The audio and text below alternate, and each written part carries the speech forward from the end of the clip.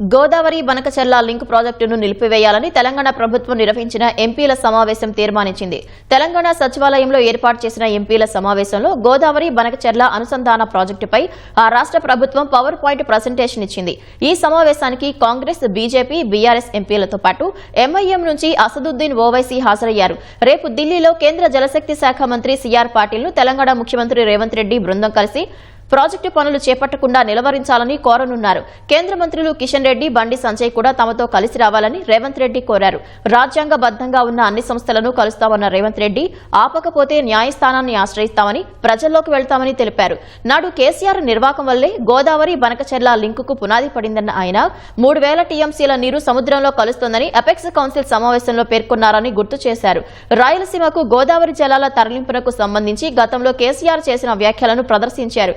కేంద్రానికి తన అవసరం ఉందని, ఏ ప్రాజెక్టు చేపట్టినా అనుమతులు వస్తాయని ఏపీ సీఎం చంద్రబాబు అనుకుంటే భ్రమేనన్న రేవంత్ రెడ్డి గోదావరిలో మిగులు జలాలు ఉంటే తెలంగాణ ప్రాజెక్టులకు ఎందుకు అడ్డుపడుతున్నారని ప్రశ్నించారు. గోదావరిలో 1000, కృష్ణాలో 500 టీఎంసీల నీటిని వాడుకునేలా నిరభ్యంతర పత్రం ఇచ్చి ఏపీ ఏ ప్రాజెక్టు కట్టకున్నా తమకు అభ్యంతరం లేదని అన్నారు.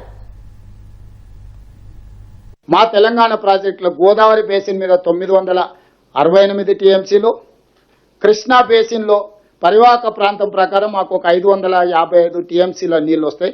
దాని బేసిస్ మీద మేము కొన్ని ప్రాజెక్టులు కట్టుకుంటాం. ఈ రెండింటికి మీరు క్లియర్గా అనుమతి ఇవ్వండి. ఆ తర్వాత ఎన్ని సముద్రంలోకి పోయే నీళ్ళు మీరు ఎన్ని తీసుకుపోయినా మాకు అభ్యంతరం లేదు.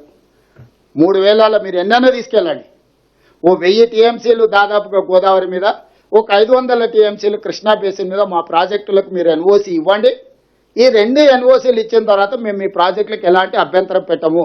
మా తెలంగాణకు 1500 టీఎంసీలు వస్తే 1,50,00,000 ఎకరాలకు మేము నీళ్లు అందించుకోగలుగుతాం. మా తెలంగాణలో పంటలు పండించుకుంటాం. మీకు మాకు ఎలాంటి సమస్యలు ఉండవు.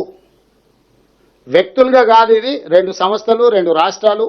ఈ రాష్ట్రాల ప్రజల ప్రయోజనానికి కృష్ణా బేసిన్ మీద ఒక 500 టీఎంసీలు, గోదావరి బేసిన్ మీద దాదాపు ఒక 1000 టీఎంసీలకు మీరు బ్లాంకెట్ ఎన్ఓసి ఇవ్వండి. ఆ తర్వాత మీరు ఏ ప్రాజెక్టులైనా కట్టుకొని మాకు అభ్యంతరం లేదు. కేంద్ర ప్రభుత్వానికి కూడా మా విజ్ఞప్తి ఇదే, శశపిషలు లేవు.